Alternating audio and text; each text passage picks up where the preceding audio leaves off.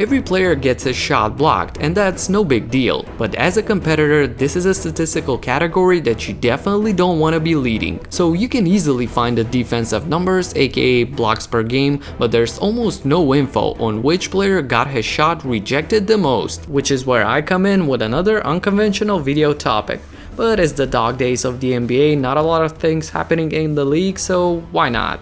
What up everybody, my name is Stefan and this is Heat Check. Let's get into it. Taking a look at this list, I guess the first thing that comes to mind is, of course the little guy is gonna be number 1, but if you go past Kemba, you'll see that height is not necessarily the factor here. Let me explain. If you take a look at these players, you'll see that most of them have the mindset of always attacking the rim, which is where most of the blocks take place. So that's why a beast like Giannis was rejected almost as many times as the minuscule Walker, and I bet most of you wouldn't even think of putting the Greek Freak on this list, but just think about how many of Milwaukee's plays ended up with Antetokounmpo wrestling under the rim with 3 defenders around him. Exactly 70% of his shots came from within 8 feet of the basket, the most crowded area on the floor, so with that many attempts in traffic, it totally makes sense. And when I tell you that Harden is leading the league in drives to the basket, it becomes clear why he's at number 2 despite being one of the craftiest finishers the game has seen, who can also draw a foul at an unseen rate. And speaking of most drives, look at how similar that list is. This is a clear indicator that if you attack the basket, you're bound to get your shot blocked at times. Similar to the old saying for some of the best rim protectors, if you go up for the block, you'll definitely end up being posterized every so often. So circling back to Kemba, you have a guy who is top 10 when it comes to going to the rim, a franchise player on an extremely bad team, which puts him in a situation where he has to take a lot of shots and a lot of tough shots at that. And on top, if you consider that yes, blocking him is a bit easier than rejecting a 7-footer, that's how Kemba Walker found himself number 1 on this not so desirable list. Whatever the case may be, I can assure you that despite this negative statistical category, none of these guys nor their coaches and teams would ever want him to change their aggressive mentality on the court. At the end of the day, that's exactly the same reason why they get a ton of buckets on a nightly basis. Let me know in the comments who surprised you on this list.